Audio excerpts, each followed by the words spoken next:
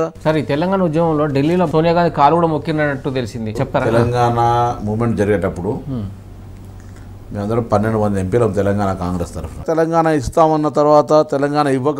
ఒక్కోసారి ఇవ్వమన్నప్పుడు తెలంగాణ ఎంపీలు అయితే నాతో పాటు అంజన్ కుమార్ గారు కానీ లేకపోతే అందరం కూడా ప్రణబ్ ముఖర్జీ గారు లాంటి కాళ్ళు పడితే పట్టుకొని ఏడ్చినాం మేము ఒకరోజు కేశవరావు గారు ఉండేటప్పుడు. దాని తర్వాత మళ్ళీ సరే బిల్లు పెట్టేటప్పుడు కూడా వాళ్ళు అడ్డుకునే ప్రయత్నం చేస్తే మళ్ళీ మామూలు కూడా ఎట్లా ఇలా అడ్డుకుంటారు కదా అంటే ఇవన్నీ దానికి ఒక మార్గాలు అన్వేషించి అన్ని చేసి తెలంగాణ బిల్ పాస్ అవుతున్నటువంటి సందర్భంగా 60 సంవత్సరాలు మా ముత్తాతల నుంచి తెలంగాణ కావాలని కోరుకునేటువంటిది నిజమవుతూ ఉంటుంటే సోనియా గాంధీ తల్లి నిలుచొని బిల్ పాస్ చేయిస్తుంటుంటే కాంగ్రెస్ పార్టీ సభ్యులు మొత్తం అటు భారతీయ జనతా పార్టీ మద్దతు పార్లమెంట్ ఒక కోలాహలంగా ఉండేటువంటి పరిస్థితులలో సోనియా గాంధీ గారు నిలుచొని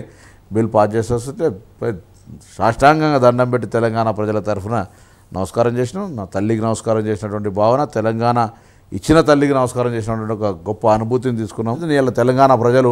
సరే మర్చిపోయారని నేను తప్పకుండా సోనియా గాంధీ గారి యొక్క మంచితనము, సోనియా గాంధీ గారు తెలంగాణ ఇచ్చిన మాట తెలంగాణ ప్రజలందరూ